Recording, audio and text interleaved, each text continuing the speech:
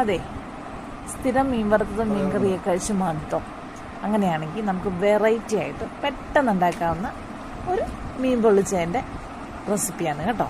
സിമ്പിളായിട്ട് വീട്ടിലുണ്ടാക്കാൻ പറ്റുന്നതാണ്. നമ്മൾ വീട്ടിലുള്ള ഇൻഗ്രീഡിയൻസ് ഒക്കെ തന്നെ നമ്മൾ പുറത്ത് പോയി കഴിക്കുമ്പോൾ ആഹാ എന്താ രുചി, അതുപോലെ തന്നെയാണ് റേറ്റും. പക്ഷേ ഇതാകുമ്പോൾ നമ്മുടെ പോക്കറ്റ് കീറാതെ കുഞ്ഞുങ്ങൾക്ക് എങ്ങനെ ഉണ്ടാക്കി കൊടുക്കാൻ നോക്കാം കേട്ടോ. അപ്പം ഇതിലേക്കായിട്ട് ഇപ്പം ഞാൻ എടുത്തിട്ടുള്ളത് 2 സിലോപ്പിയാണ് കേട്ടോ. എൻ്റെ കയ്യിൽ ഉണ്ടായിരുന്നത് സിലോപ്പി ആയതുകൊണ്ട് ഞാൻ എടുത്തുവെന്നേ ഉള്ളൂ. നിങ്ങളുടെ കയ്യിലുള്ള ഏത് മീനാണേലും യൂസ് ചെയ്യാം. സിലോപ്പി ആകുമ്പം കുറച്ചുകൂടെ ടേസ്റ്റ് ഉണ്ട്, അതുപോലെ തന്നെ കരിമീനേക്കഴിഞ്ഞ് ടേസ്റ്റ് ഉണ്ട് കേട്ടോ. നമ്മുടെ പോക്കറ്റും കാലിയാവില്ല.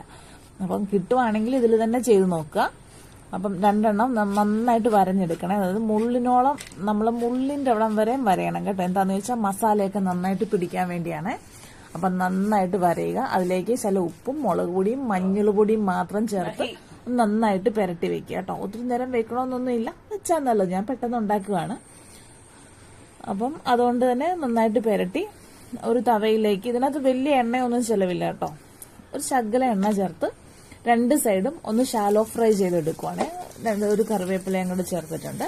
അപ്പോൾ അതിൽ 2 തണ്ട് കറിവേപ്പില വെച്ച് അതിലേക്ക് നമ്മൾ മീൻ വെച്ച് 2 സൈഡും നന്നായിട്ട് വേവിച്ചെടുക്കുക. മൊരിയൊന്നും വേണ്ട, സിമ്പിളായിട്ടൊന്ന് വേവിച്ചെടുത്താൽ മതി. എന്നിട്ട് ഇതിന് നമുക്കൊരു സ്പെഷ്യൽ മസാല ഉണ്ടാക്കാം കേട്ടോ. ആ മസാലയിൽ പൊതിഞ്ഞെടുക്കാം. അപ്പം നമ്മുടെ മീൻ പൊള്ളിച്ചതിന് എങ്ങനെയാണ് മസാല ഉണ്ടാക്കേണ്ടതെന്ന് അവരോട് പറഞ്ഞേക്കാവേ. ഇതിലേക്കായിട്ട് ഞാൻ എടുത്തിട്ടുള്ള എന്തൊക്കെയാണെന്ന് വെച്ചാൽ കുറച്ച് ഇഞ്ചിയും വെളുത്തുള്ളിയും ചെറുതായിട്ട് അരിഞ്ഞെടുത്തിട്ടുണ്ട്. അത് നന്നായിട്ടൊന്ന് വഴറ്റിയെടുക്കുക. നന്നായിട്ട് മൂത്ത് വരുമ്പോഴത്തേന് അതിനകത്തേക്ക് തന്നെ 2 സവോള ചെറുതായിട്ട് അരിഞ്ഞെടുത്തിട്ടുണ്ട്.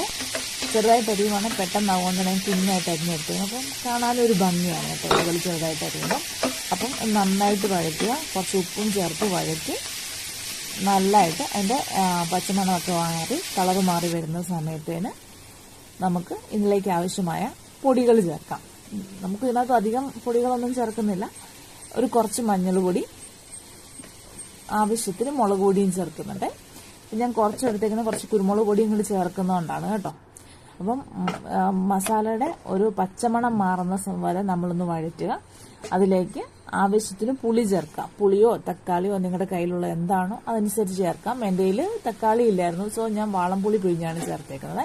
എന്നിട്ട് അതിലേക്ക് കുറച്ച് വെള്ളം ഒഴിച്ച് അടച്ചു വെച്ചൊന്ന് വേവിക്കുക. കാരണം എന്താണെന്ന് വെച്ചാൽ ഉപ്പും പുളിയും എരിവും എല്ലാം ഒന്ന് സമമായിട്ട് വരണം എല്ലായിടത്തും. അതുപോലെ നന്നായിട്ടൊന്ന് വേവിച്ച് എടുത്തിട്ടുണ്ട്.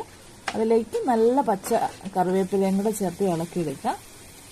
കുറച്ച് കുരുമുളക് പൊടി എരിവൊന്ന് ക്ലിയർ ആക്കാൻ വേണ്ടി എന്നിട്ട് ഒരു വാഴയില വാട്ടി അതിലേക്ക് മസാല വെച്ച് നമ്മൾ വറുത്ത് വെച്ചിരിക്കുന്ന മീൻ ചേർത്ത് അതിന് മുകളിലും മസാല ചേർത്ത് നന്നായിട്ട് പൊടിഞ്ഞെടുക്കുക കേട്ടോ. 2 സൈഡിലും മീൻ 2 സൈഡിലും മസാല ചേർക്കുക. അപ്പോൾ ഈ മസാല ഈ മീനുള്ളിലേക്കൊക്കെ ഇറങ്ങി നല്ല ഫ്ലേവർ എല്ലാം ക്ലിയർ ആയി വരും കേട്ടോ. അപ്പം 2 സൈഡും ചേർത്തിട്ട് നമ്മുടെ ഇല പൊതിഞ്ഞ് ഒരു തവയിൽ വെച്ചിട്ട് 2 വശവും നന്നായിട്ട് ഒന്ന് മൂപ്പിച്ചെടുക്കാം. ഒരു കാര്യം ശ്രദ്ധിക്കുക, ഒരു മീഡിയം ഫ്ലെയിമിലിട്ടേ അല്ല ചെറിയ ഫ്ലെയിമിലിട്ടേ ചെയ്യാവുള്ളൂ കേട്ടോ. തീ കൂട്ടി ചെയ്യരുത്. എങ്കിലേ ഉള്ളൂ ആ മസാലയൊക്കെ ഒന്ന് ഇറങ്ങി ആ മീനിൻ്റെ ടേസ്റ്റ് ഒന്ന് ക്ലിയർ ആവത്തുള്ളൂ.